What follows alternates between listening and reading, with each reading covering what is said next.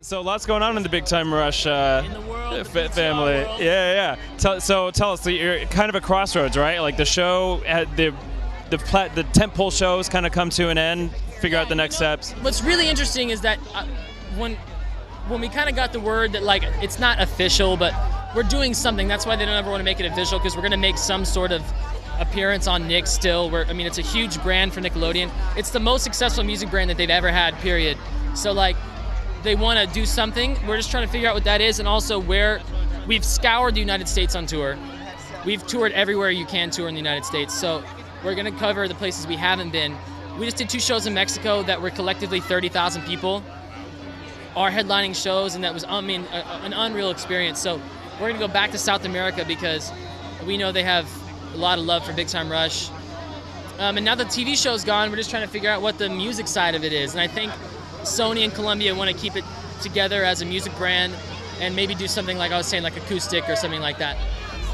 You have your own project in the works as well? Heffron Drive, it actually was right when Heffron Drive, all right, so remember when MySpace was like, people were signing bands off of MySpace like all the time? We were making Heffron Drive music, and it was really like starting to get like 10,000 plays a day. And right at that point, I booked Big Time Rush, and it was like, just had to stop because I had to focus full attention. So now I actually get to go and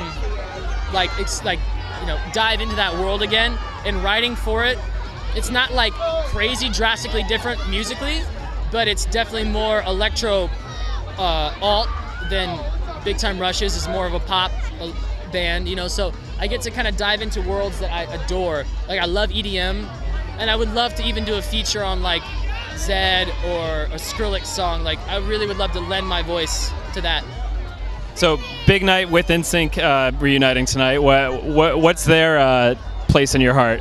Well, honestly, actually, Chris is a really good friend of ours, and Joey came to our show in St. Augustine recently. His kids are really big fans of our band, which is really weird, right? I mean, like I see him and I go like, oh man, like I idolized you, and then now his kids idolize us, and so it was really a sort of small world situation.